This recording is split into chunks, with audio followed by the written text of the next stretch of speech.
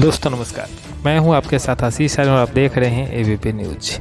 बात करते हैं आज की बड़ी खबर के साथ, जहां पर 8 नवंबर को पूरे देश में किसान आंदोलन किया गया किसानों के द्वारा। उसमें भारत की जो विपक्षी पार्टियां वो भी शामिल हुई, जिसमें हम बता रहे बिहार के मोहद्दीनगर विधानसभा क्षेत्र के अंतर्गत भी एक आंदोलन किया गया, किसान आंदोलन, जिसमें शामिल हुए जवाहरलाल राय। देखिए किस तरह से वह लोगों के बीच में बैठकर जो केंद्र सरकार द्वारा यह 3 नियम में जो बदलाव किया गया है उसके खिलाफ बोलते हुए नजर आ रहे हैं। आइए क्या कुछ कहा उन्होंने, सुनते हैं इस वीडियो में।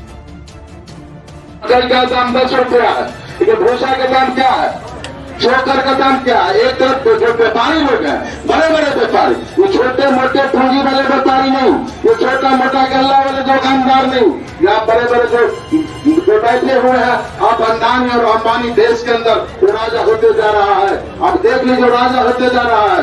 आप गेहूं 14 रुपये, अप्रैल में जाके आटा आप खरीद के देखिए 155 रुपए में 5 किलो आटा दे रहा है। आप इसे समझ लीजिए कि देश कहाँ जा रहा है और किसको ये सरकार मदद कर रहा है। गरीब किसान को मदद कर रहा है, पूंजीपति वाला को मदद कर रहा है, जो बड़े बड़े उद्योगपति हैं, जो बड़े बड़े शेख, बड़े बड़े कन्या शेख हैं, उसको सरकार मदद कर रहा है।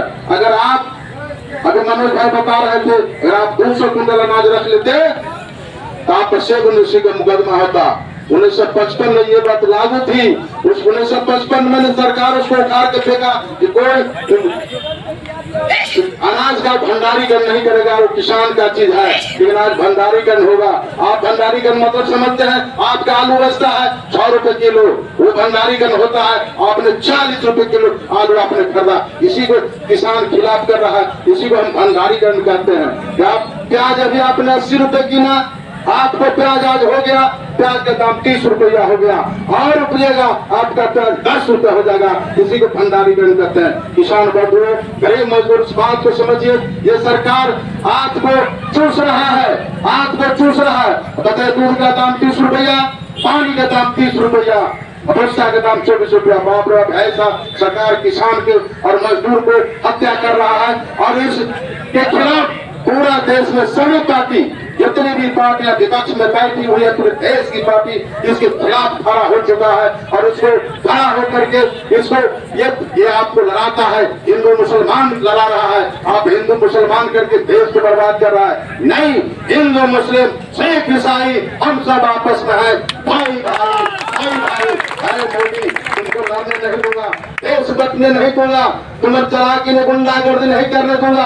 ये गुंडागर्दी नहीं चलेगी, नहीं चलेगी। और इस बात को जान लीजिए, हम किसान हैं, हम भी किसान के बेटा हैं। आप जानते हैं, आज से हमारे गांव में बुजुर्गों के पास जाइएगा तो आप पता लगाइएगा तो लगेगा कि दूध का दाम और डीजल का दाम बराबर। आज का स्थिति है, दूध और डीजल कहाँ चला गया कि हर तरह से किसान की हत्या हो रही है। आप बताइए, अभी वोट लेना था, कोरोना खत्म हो गया, कोरोना साफ और फिर कोरोना चालू। एक ठग है, अभी आप इस ठग के पीछे मत पड़िए। आप समझते हैं जितने भी गरीब मजदूर, अति पिछड़ा, दलित, शोषित, वंचित लोग हैं, आप समझते हैं ये लड़ाई जवाहरलाल का, ये लड़ाई राजद का, ये लड़ाई मनोज सुनील का, ये सीपीआई का है। नहीं, ये सबकी लड़ाई है, पूरे देश में हर गरीब गुरबा की लड़ाई है। जब तक आप जागोगे नहीं, तब तक आप पाओगे नहीं। इसका खामियाजा आपको भुगतना पड़ेगा। गलत, एक तो गलत तरीके से सरकार में चला गया, ये भी हम बेईमानी कर लिया, सभी जानता है। 10 में 15 सीट के घोटाले कर दिया, गिनती न किया। और जब तक कलेक्टर, सभी जानते हैं कि जब तक 125 को पुराया नहीं, तो यहाँ सर्टिफिकेट नहीं दिया, 13 वोट 22 वोट 25 वोट 150 वोट 100 हरा फरा के सरकार ये होने करके बना दिया।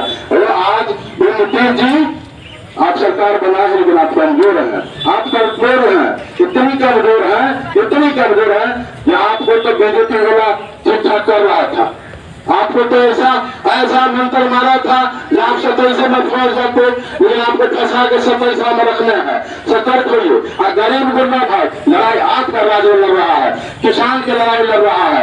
आप यहाँ से आपके लिए प्रदेश की भी पार्टी सब चुने हैं, टेररिस्ट बताइए आप टेररिस्ट सामने देखे थे, हम देख रहे हैं 2 फोटो लगा हुआ है, उसमें लिखा हुआ है जो 4 भाई को लिखा है, बताइए वो भाजपा है और एक कांग्रेस है, दोनों हिंदुस्तान में क्या कहें, दोनों को एक आकाश है वो पताल है, फिर भी कहता लिखा है 4 भाई के। देखिए सामने इतना फ्रॉडिस्ट हो गया आ गया, ऐसे फ्रॉडिस्ट को आप नहीं समझिएगा, फ्रॉडिस्ट का दूर हो जाएगा।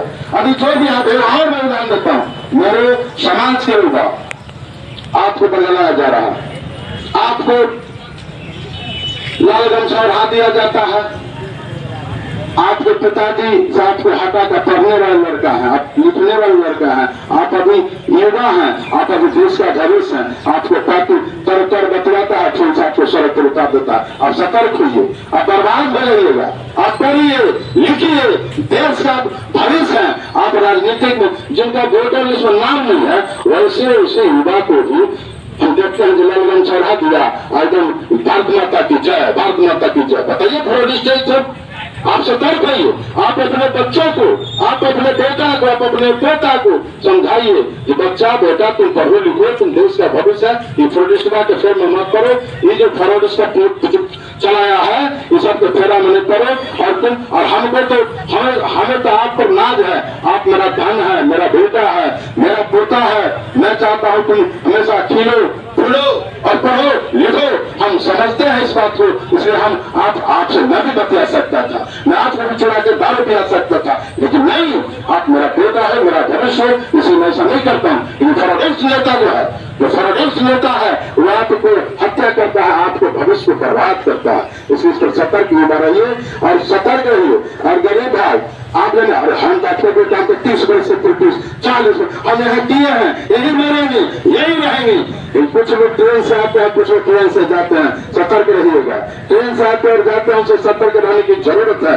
आपने चुनाव आया, आपने नहीं समझ पाया, ट्रेन से आया ट्रेन से गया नहीं, हम तो यहाँ जन्म लिए हैं, धरती पर मनुष्य ने जन्म लिया है और मनुष्य मरेगा, यहीं से सारा उठेगा। इसे अपना बेटा, आपका मैं आपका बेटा हूँ, आपका सेवक हूँ, इस बात को समझ लीजिए।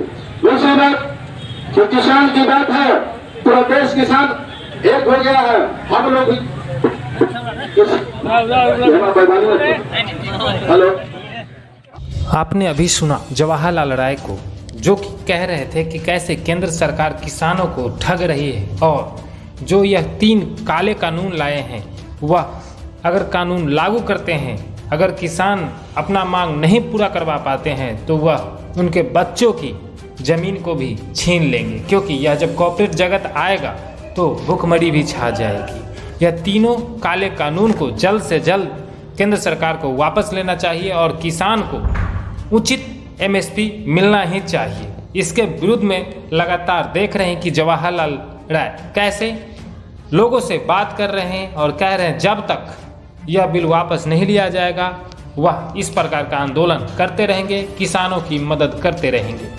अगर अभी तक आपने मेरे चैनल को सब्सक्राइब नहीं किया है तो जल्दी से मेरे चैनल को सब्सक्राइब कर ले और इस वीडियो को ज़्यादा से ज़्यादा लोगों तक शेयर करें, क्योंकि जब जवाहरलाल राय कुछ बोलते हैं तो उनका असर पूरे विधानसभा क्षेत्र पर पड़ता है। तो देखना दिलचस्प होगा कि क्या सरकार किसानों के आगे झुकती है या यूं ही किसान को भी कॉर्पोरेट जगत में झोंक देती है मौजूदा सरकार।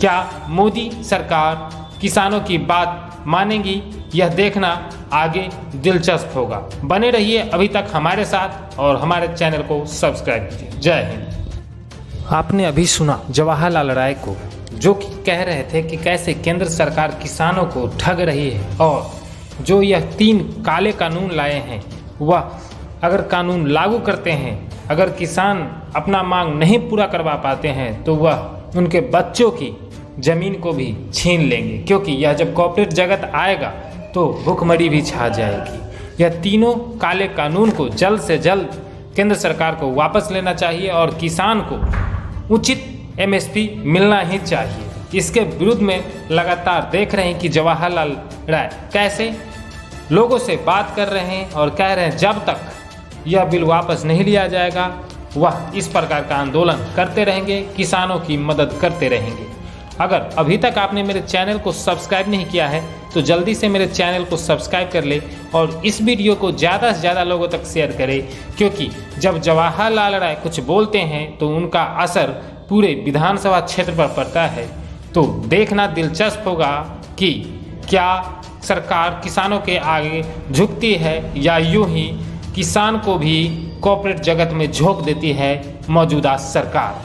क्या मोदी सरकार किसानों की बात मानेगी, यह देखना आगे दिलचस्प होगा। बने रहिए अभी तक हमारे साथ और हमारे चैनल को सब्सक्राइब कीजिए। जय हिंद। आपने अभी सुना जवाहरलाल राय को, जो कि कह रहे थे कि कैसे केंद्र सरकार किसानों को ठग रही है और जो यह 3 काले कानून लाए हैं वह अगर कानून लागू करते हैं, अगर किसान अपना मांग नहीं पूरा करवा पाते हैं तो वह उनके बच्चों की ज़मीन को भी छीन लेंगे, क्योंकि यह जब कॉर्पोरेट जगत आएगा तो भूखमरी भी छा जाएगी। यह तीनों काले कानून को जल्द से जल्द केंद्र सरकार को वापस लेना चाहिए और किसान को उचित MSP मिलना ही चाहिए। इसके विरुद्ध में लगातार देख रहे हैं कि जवाहरलाल राय कैसे लोगों से बात कर रहे हैं और कह रहे हैं जब तक यह बिल वापस नहीं लिया जाएगा वह इस प्रकार का आंदोलन करते रहेंगे, किसानों की मदद करते रहेंगे।